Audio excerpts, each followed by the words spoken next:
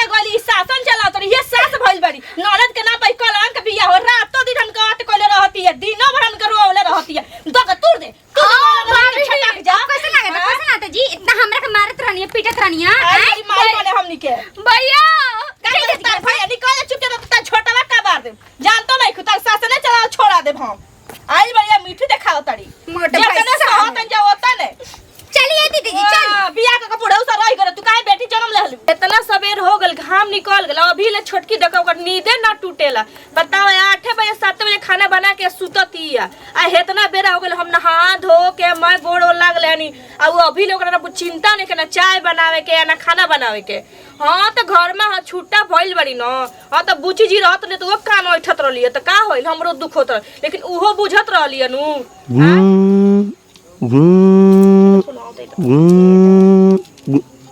Hello हाँ good morning भाभी। Good हाँ खुश रहे कैसी हैं? ठीक बानी रवा ठीक बानी ना? हाँ हम ठीक है। बोल रहे हैं ना कि भैया के स्टेशन भेजा कर दीजिए, हम आ रहे हैं। का आओ तनी ऐसे काहे चिढ़ा रही हैं? ना मनु कहत आओ तनी। अरे हाँ बाबा आ रहे हैं, भैया के जल्दी विदा कीजिए, ठीक है ना? इतना जल्दी पढ़ाई पूरा हो गई? अरे गजब है, अपने घर में मतलब पूछ के आए किसी से इजाजत लेकर। कहाँ स्टेशन पर पहुँचे वाला बनी? अभी पहुँच गए, जल्दी विदा कीजिए। ठीक बा ठीक है रखते हैं। आई हो दादा कैसे कैसे भोरे भोरे वो नाम लेनी है डोइनिया के दादा। अब बताओ ना, अब तो आज तो घर में उनके पानी पियल काल को दी हो दादा। का परेशान बड़ो? परेशानी के बात हो तो परेशान ना होखी। हम नहा लें तुम जाते नहीं बाजारे मत जाई। आओ तो सुपने खा जाई स्टेशन पर से लेके आई। सुपने खा के रात बुचिया औरी के अच्छा बहिनिया बड़ा मन में रसगुल्ला फूटत हमनी कनो छोटा कबारी ली बोला सास होई हमनी के। ए त का हो गई लावत है तो जाय दयावत है तो हम अबे चल जाते ले आवे स्टेशन। जय जी टाइम से गरियाओ तो लिए फोन पे के जल्दी भेज दी हो। तो तोहार काहे चेहरा उतरल बा हो? जैसे मालूम है नहीं खे काहे उतरल बा हो। देखा बहिन आवत है तो अब तो ये खाइल पियल ओढ़ल पहले सब में ताला लग जाई। हम संभाल लेब सब ठीक बा, हमरा के जाय त ठीक तो जाई। अरे तने उहे बोले डांटे लगली है। अरे कैसा हो गए दुबरा के, खाना उन्हें नहीं मिलता है क्या भैया? अबे टाइम से तो खाना खइबे करे ना बुचिया, लेकिन लगबे ना करला देही में। हाँ वो दिखाई दे रहा है कि कितना खाना खा रहे हैं कितना ना। आप देखिए कोई संस्कार नाम की चीज ना ननद आई है तो आकर लेना चाहिए। मैंने उनकी माँ क्या सिखाई है यही। भाभी भाभी अरे सुनाता तारा देखा तो कि हमार बहिन आ गइल बिया। तू दिमाग नाम के चीज नहीं है आपके लोग के पास? रोखती पकौड़ी छना तो नहीं है ओइसे लेट हो। ओ का कर रही है छोटी वाली?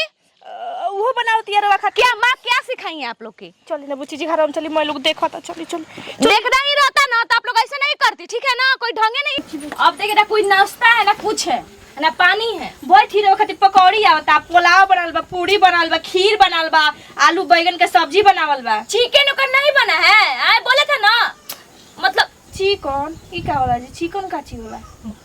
अरे मुर्गा उर्गा नहीं बना है? मुर्गा ना बनल हो, हमनी के का मालूम रहला, पैसो ना रहला हमनी के लोगे।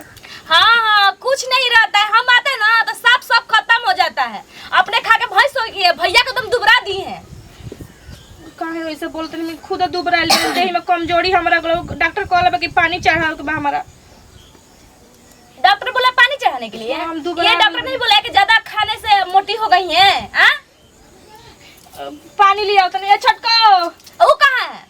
आवती है खाना बनाती लोग। अच्छा ये बताइए आप लोग खाना खा के इतने भैंस हो गई है, भैया कितना दुबरा रही नहीं दिखाई देता है आप लोग को? दिन भर पिए नहीं तरह बना खी जात नुआ कर रहन। हाँ आप लोग का तो उसका खाली आंटी दिखता है, मेरे भाई का माँ नहीं है ना, तो इसीलिए कहते हैं कि बिना सास के कोई घर नहीं होता है। ए बुच्ची जी नहीं की जात दिनों रात उतारी खाना में सुते नहीं।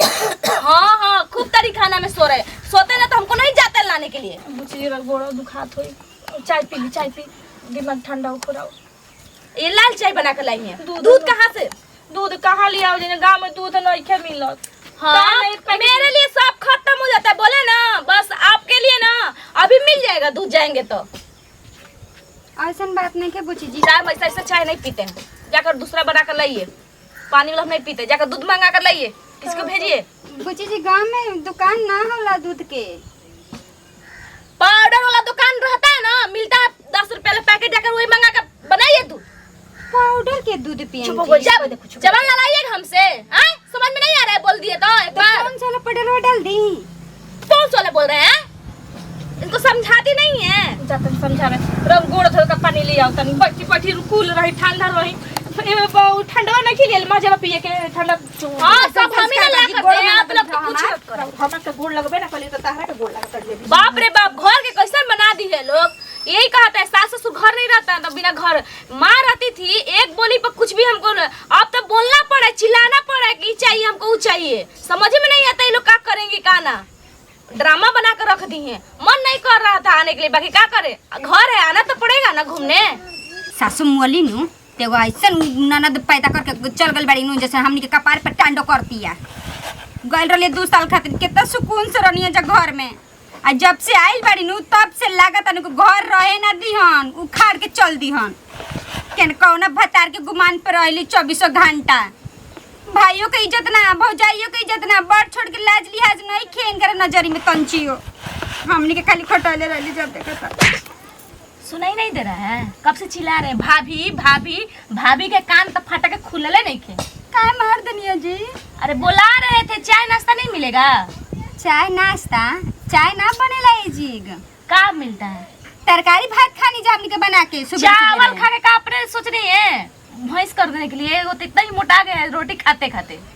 हाँ रोटी खा के मोटा तो हवा खाई पतरा जाई ना। अरे अपना देखिए ना, पहले मोटाइए ना, आंधी पानी आएगा ना तो उधिया के चल जाएगा। कहीं है बुची जीरा और भैया ना खियावे ना हमरा। चुप रहिए अपना लफ्ज, ठीक है ना, जाकर नाश्ता मांग के लाइए। नाश्ता का होला जी? अरे बड़ी भाभी समझती हैं, जाकर उनसे बात कीजिए। तो जाइए जी को कह दी दीदी जी के, उनको कारण पता ना कहाँ गई है, चिल्ला रहे थे तभी आपके पास आए।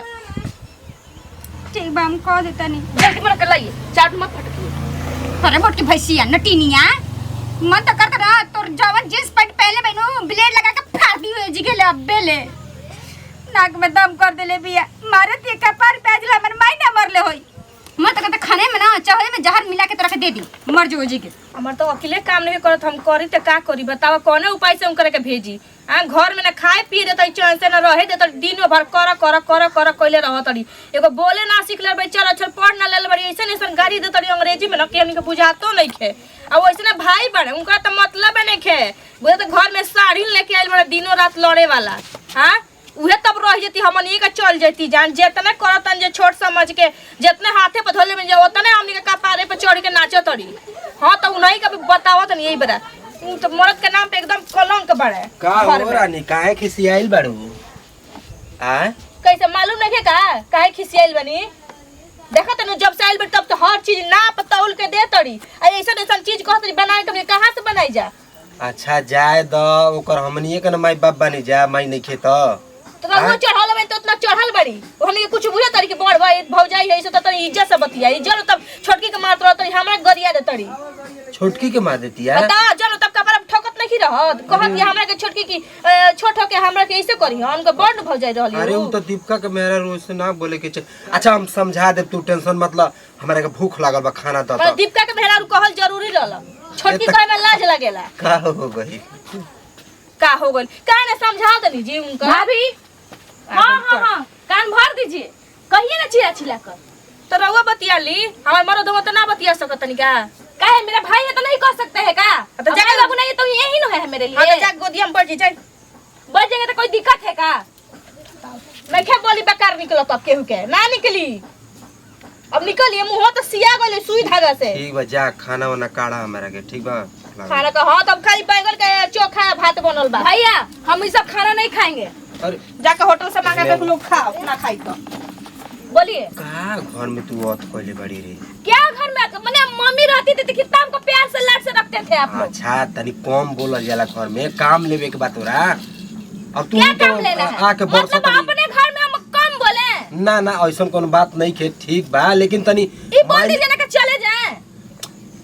मैंने कि का बहिन हमको सब समझ में आ रहा है भैया, आप बोलना नहीं चाह रहे हैं। मैनेज करके चलल न जाला, क्या मैनेज जोन बनावा तड़ी से उहे न खाए के बतोरा। हम ये सब नहीं खाना खाते हैं। अच्छा जो चलियो अपना हॉस्टल। भैया आप ये सोचिए कि एक हॉस्टल में रहते हैं तो कुछ मिलता नहीं है, एक खिचड़ी है ताजू ये है तो वो है, कुछ नहीं मतलब सोचते हैं कि थोड़ा अच्छा अच्छा खाना खा कर जाए। बहन तू घर के जो बेटी है तनी कुछ सहूर सीख, क्या संस्कार सहूर सीख। सीखे? मेरे पास संस्कार नहीं है। अब कोई बता लोग के बदतमीज हैं कि एक बोली पर सुनती लोग नहीं है। पता नहीं उन लोग का माँ बाप का सिखाए हैं। अच्छा चल चुप रहो, का चाहिए तोरा के बरा? हमको मटन खाना है। बकरा? हाँ अच्छा चल चुप रहो, तोरा खातिर हम आलू मटन भुजवा के ले कलेजी आदेब। लाइएगा। ठीक कलेजी हमको बा, हम ले आ दे। ठीक बा? ठीक है। हाँ कहाँ बाड़ू खाना कर लू? हाँ देख लीजिए आज ना माँ रहती कहते तो माँ होती है ना भाई। बताइए भौजाई के बात मान के आज कह दिया ना कि जाओ हॉस्टल, ऐसे ही ससुराल अगर शादी हो गई तो ऐसे ही कही कि जो ससुराल। अरे माई सही कह ताड़ी, का कही कहलो तो नहीं के जाते दुखवा आप जाने तई सास तो मुँह गई, लेकिन सासू जितना उतना कर रहला उतना हमर नंदी करतिया और हमर नाक में दम क के धइले बिया।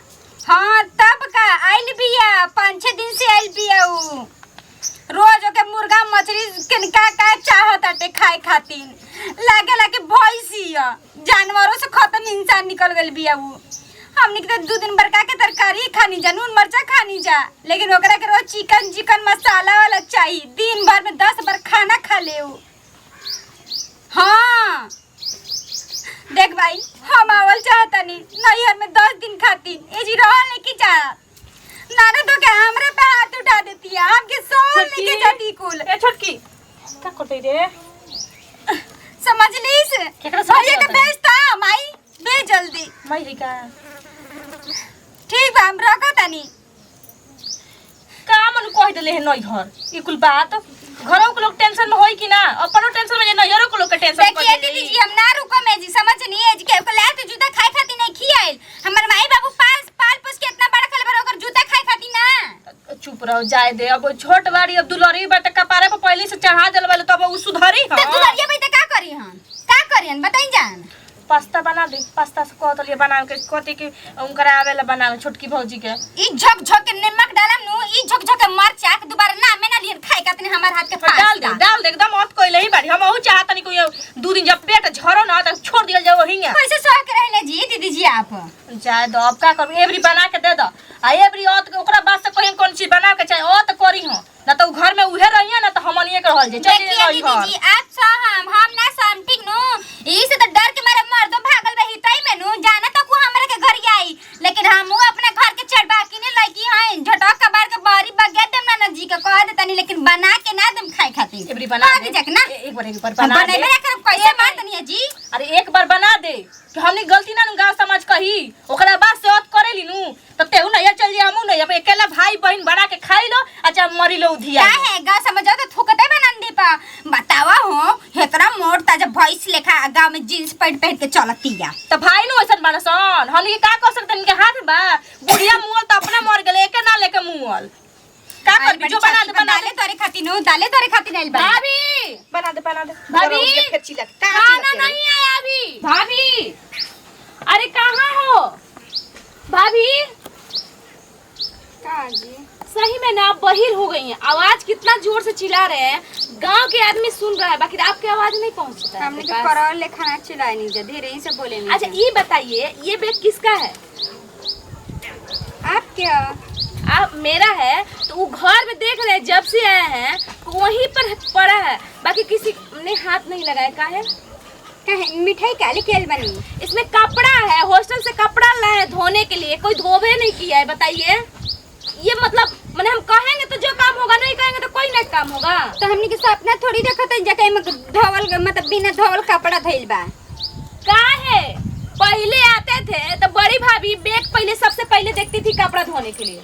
देखिए बुची जी बैगो तो छुअल खराबे नु बा, बैग छुलल जी तो कहां किन का ढोवल ढूंढत जाई में। सुनिए ज्यादा चप्पर चप्पर मत करिए ठीक है ना, कपड़ा ले जाइए आई धो कर लाइए, क्या कि कपड़ा नहीं है पहनने के लिए। एक एक कपड़ा बार बार हम पहन रहे हैं, देखिए अभी जाकर एक को कपड़ा धोया नहीं। बताइए कपड़ा पहनल लब्बे पहनल तो बाटे जी का पहने के जरूरत बा, सही रही ना।